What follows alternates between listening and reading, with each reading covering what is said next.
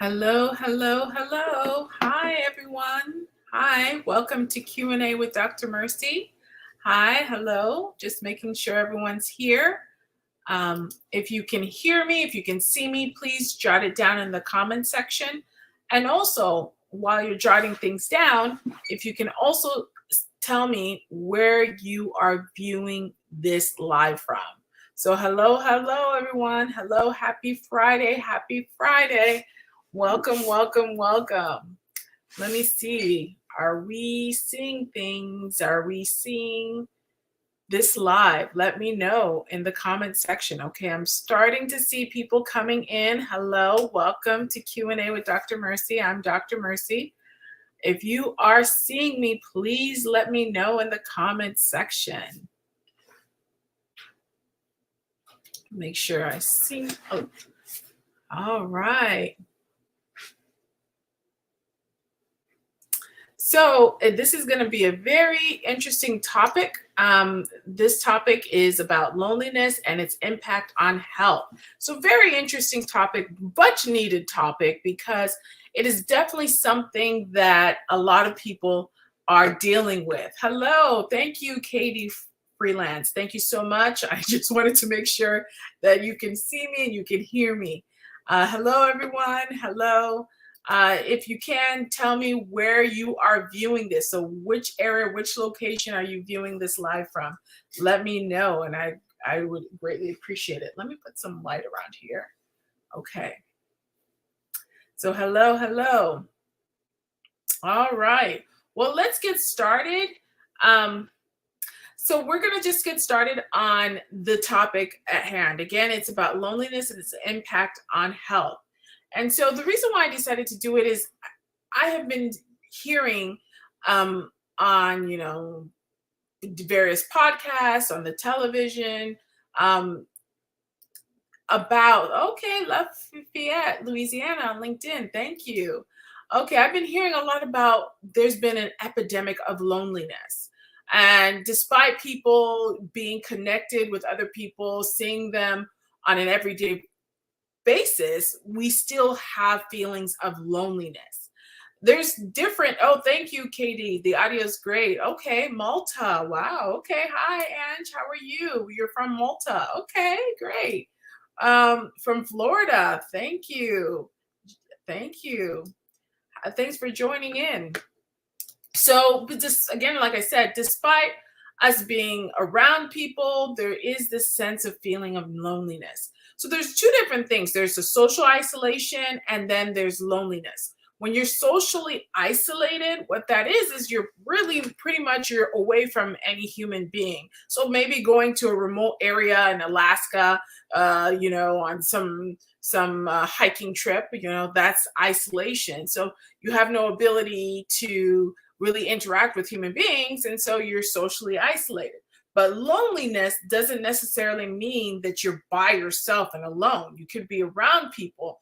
When you start feeling the sense of loneliness, you're feeling the sense of not having a healthy or a adequate communication or a nurturing relationship between people who you interact with. You feel a little disconnected. And so that feeling of disconnection and not able to maintain relationships is what is on the rise. For people up to age 45 years old, they're saying one in every three people actually have loneliness. Excuse me. Let me put that back. For age 45 and older, they're saying one in every three people actually experience loneliness. And that goes to one in every four for those who are 65 years and older. So I just wanted to kind of talk about that and see loneliness is not just a feeling, but when you have that type of feeling in you, it impacts your health. And so let's dive into what exactly, when you feel the sense of loneliness, why it's best to get it resolved, because long-term loneliness, it can have an impact in your health. And so we're going to talk about that during this live. So again, like I said, understanding loneliness is not about a physical location or isolation. It's not when you're isolating yourself and you don't have contact with human beings. It's more so when you just don't have a sense of connection with anybody. So you could feel lonely even in a crowded place. And perception is always key to lonely people. So they may be talking to you, and you and them are in a let's say an event, and they may be talking to you, and you think the event is going great and you're seeing it in a positive light. But for people who are lonely, they look around and they may be talking, but they're not feeling the connection. And so they're not seeing this same similar event as positive as you may see it. So eventually, with chronic loneliness, this can lead to social withdrawals. And surveys have seen that 61% of adults in the United States report feeling lonely. So when we look more into loneliness and the health, what are some of the areas of your health that can be impacted by loneliness? And here again is a survey that was done for people who were lonely and for people who weren't lonely. And it compared what kind of disorders these different groups of people may have. So the ones in orange are those who are lonely, and the ones in blue are those who don't feel lonely. So when it comes to sleep disorders, there is a higher chance of you having a sleep disorder when you're lonely versus when you're not lonely. And sleep disorders, meaning insomnia, is probably the most common one, which is you can't sleep. For those who are lonely, you have a higher chance of weight problems and complications from those weight problems, which would make sense because you're probably eating yourself, eating your emotions because you're feeling lonely. So it totally makes sense that they'll have more issues with being overweight compared to those who aren't lonely. There's a greater risk and greater chance that there's substance use. So like alcohol abuse, maybe, smoking or any illicit drugs. They have a greater chance of using them, those who are lonely, than those who are not. And again, it stems from the fact that this loneliness is just so emotionally draining for them. They're going to try to look for ways to kind of counteract that negative feeling. So of course that totally makes sense. Lonely people tend to have greater neurologic disorders. And when you think of neurologic disorders, you're thinking of stuff like strokes. I believe it said like 30 to 40% risk of strokes. And dementia is one of it, about 50% increased risk of dementia just by being lonely. And then they can have some kidney or urologic problems, which that was very interesting to know about. So like we were talking about, when you have long-term loneliness, you can have things like depression, which would make sense. You can have things like anxiety disorders. And obviously those things can lead to suicidal thoughts. So having that impact of loneliness obviously affects your mental health. But what about the physical health? Even with loneliness, right? What happens is it increases your stress mechanism, but weakens your immune response. So you tend to have a weakened immune system. So you're more vulnerable for infections and things of that nature. You're not able to fight certain viruses or bacteria that come into your body. So you may have more colds or other types of conditions because of your immune system being low. When you have loneliness, that can lead to a higher risk of heart disease, such as high blood pressure, strokes, those type of things, and underlying heart disease. Loneliness can impact that. It can impact your heart. And like I said earlier, it can impact your neurologic system, your mental system. You have an increased risk of Alzheimer's disease and dementia. I think the CDC said it's 50% increased risk of dementia. And then, like we talked about earlier, you have poor sleep quality. So, and then the social impacts of loneliness is that, your overall life, you don't feel satisfied. You don't have a good quality of life. And what's the point of living if you don't feel like your life is making a difference. But remember that that is really just your mind telling you that your life is not adequate. A lot of things stems from the mind, and we always have to remember that the mind is a powerful thing. And a lot of our battles on a day-to-day basis comes from the mind. What somebody may see as the glass half empty, somebody will see it as the glass half full. So a lot of these things, and especially when you're lonely, and because I don't know if any of y'all have heard this saying, an idle mind is the devil's workshop. Okay. That is very key. An idle mind, or a mind of loneliness, when you're in isolation, the devil or negative thoughts can come into your mind and tell you to do things, or intrusive thoughts that you normally wouldn't be thinking about. All of a sudden they're coming into your mind and you're actually thinking it's you. Half of the time, it's a majority of the time, it's not you. It's these intrusive negative thoughts that are meant to kind of seep you into a negative space. Why don't we have positive thoughts? Why is it always the intrusive thoughts that have to be negative? Can't we have intrusive positive thoughts? Can we have thoughts that are saying, wow, you're an awesome person. Wow, you're doing good with life. Wow, keep up the good work. No, it's always the negative thoughts for some reason. I don't even understand that. But what I'm trying to let you know is there's the power of the mind. And a lot of the times that power is negative. So if you understand your mind and you understand that sometimes it defaults to a negative standpoint, a negative, sometimes it defaults to a negative nature, you counteract that real quick. Those suicidal thoughts, they're not you. They're intrusive thoughts. You counteract that. And if you do have suicidal thoughts, you make sure you go, if you're having trouble and you're having ideas of wanting to kill yourself, you go to the nearest emergency room. That's not you. You go and seek help. You need, it's important for you to seek help. Okay. Anyways, getting back.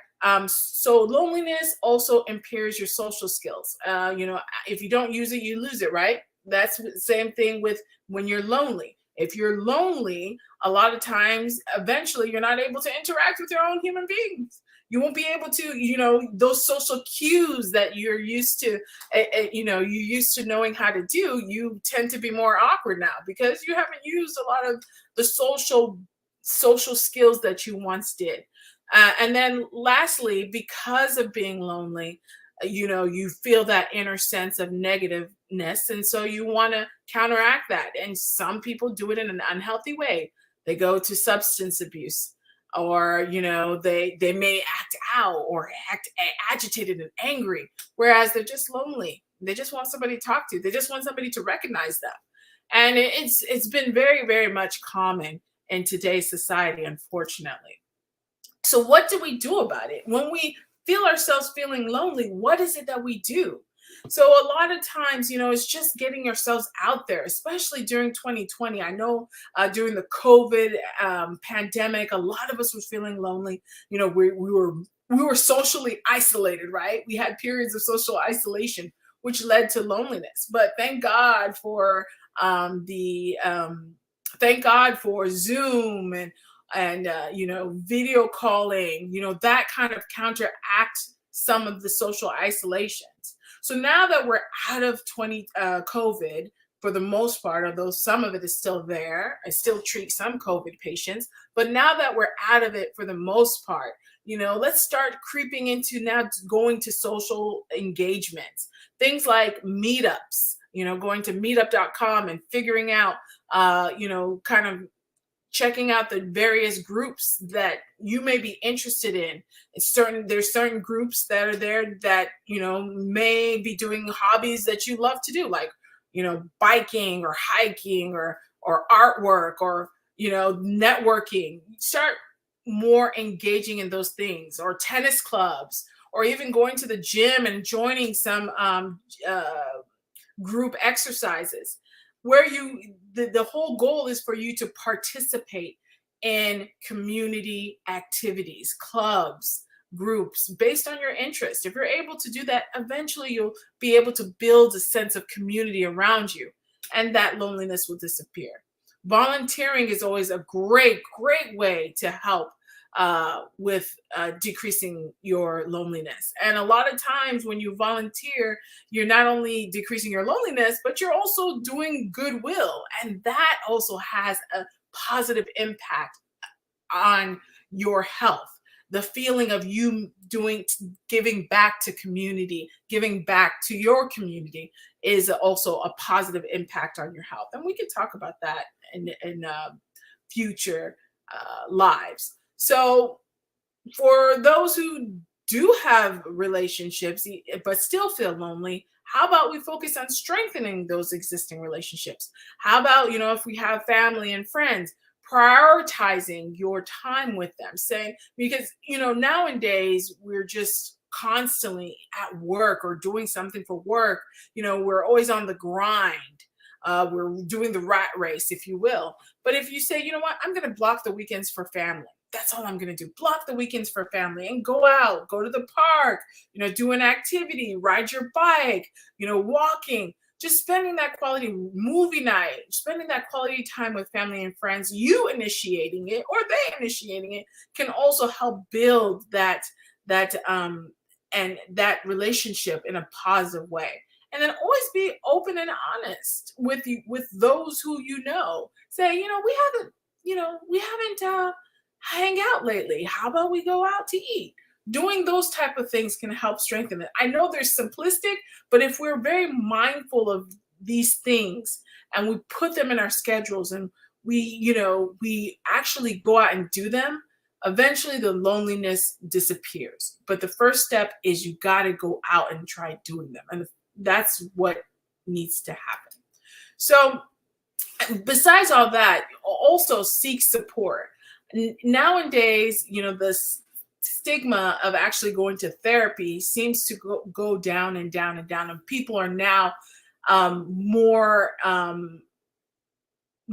I guess, more comfortable seeking psychological or psychiatry help.